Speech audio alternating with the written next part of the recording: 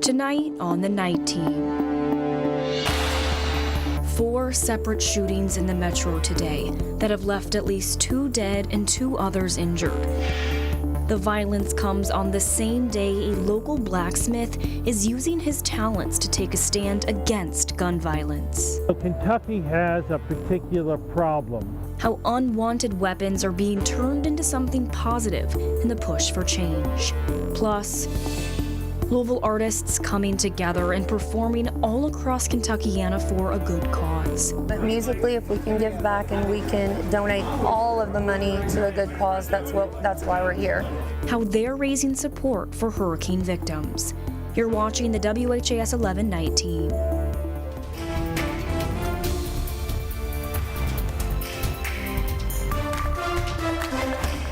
LMPD is investigating 4 separate shootings across the metro tonight. 2 people were injured, including a teenager. 2 others are dead. It's our top story here on the Night Team. I'm Alex Dieterer.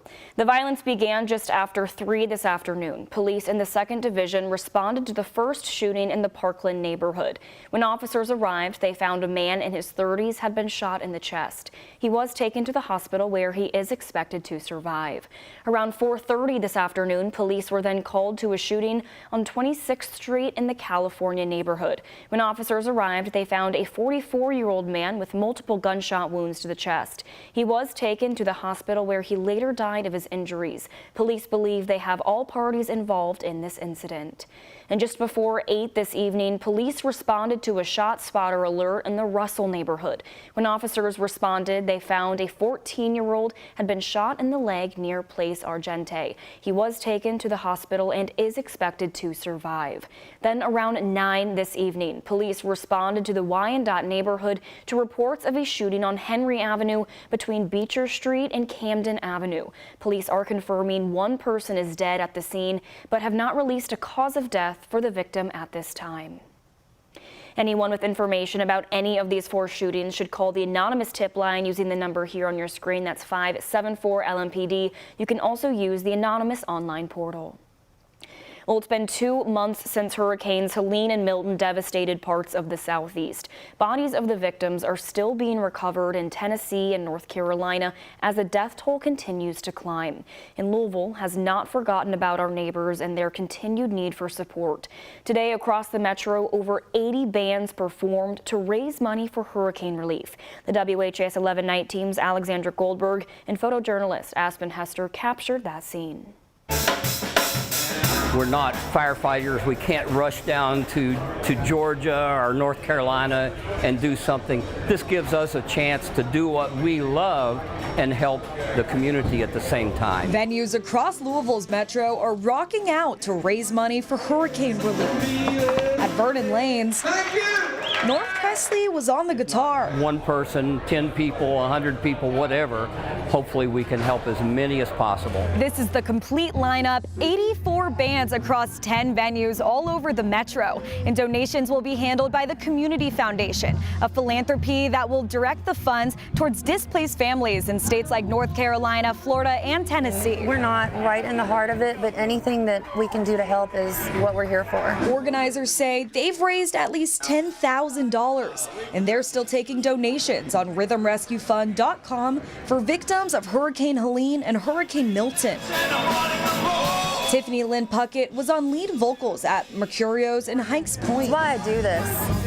It's not for the riches or the fame, but it's definitely to give back and to do what we can as a community and pull together.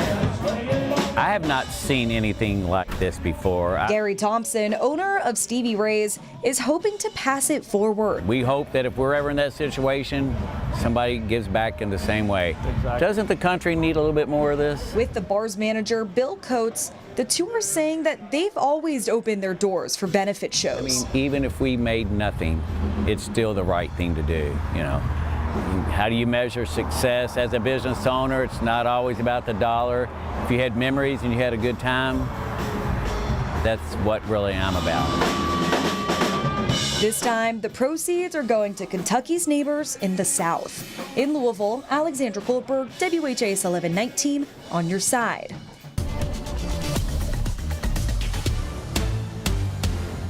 Well, let's get you to meteorologist Matt Breland now. Matt, we saw some much needed rain today. How long, or it's gone now? Gone. Yeah, we are finally saying goodbye to those rain showers, Alex. Yeah, we did have quite the rainy day for us, and now we're starting to see those clouds fade away, and then the cooler temperatures will start making their way in through the overnight hours. We're still in the mid-60s, though. Winds are still out of the south, around 5 miles per hour. The rest of us seeing those temperatures in the 60s as well. 65 near Lanesville, Indiana, 62 Sellersburg, 63 across Bowman Field. Just outside the city, we're at 63 near Shepherdsville, 57 for you folks there near Bedford. Winds are starting to change direction to be more out of the north. Here's how things are looking, though, on satellite and radar. You'll notice that we are continuing to see these showers make their way further towards the east, and we're being left behind with these mostly quiet conditions. Maybe just a few small light showers just before we head into the midnight hours, but I am expecting us to stay quiet and dry throughout the night. But we did see quite the amount of rainfall over the last 24 hours. We saw about 2.5 inches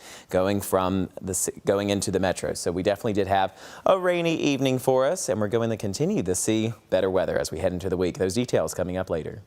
Thank you, Matt. A Louisville blacksmith is taking a stand against gun violence by breathing new life into unwanted weapons and turning guns into gardening tools. There was an event today aimed towards getting guns out of the community and turned into something helpful. Photojournalist Levi Hammer was at the event, and we show you how a sculptor is using his work for good.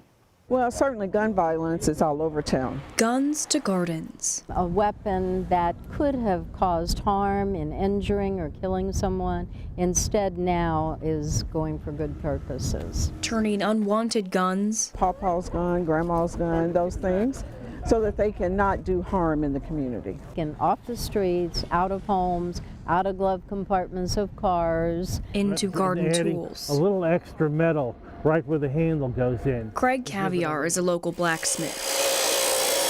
After the weapons are taken apart, he's given the pieces and welds them together as garden hose, jewelry, and artwork. The hose actually the hardest part of it. Channeling his talents into taking a stand against gun violence and keeping guns off the streets. So Kentucky has a particular problem where all guns that are taken possession of by a government official has to be turned over to the state police and re-auctioned off.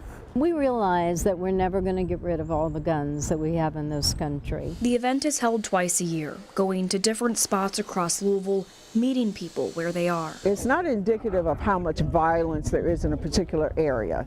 It has more to do with just being convenient for people, because violence is everywhere. It doesn't matter where you live. Turning to art to push for change. There are just so many ways that guns have become the first thing that people reach for, whereas there are other ways to solve problems.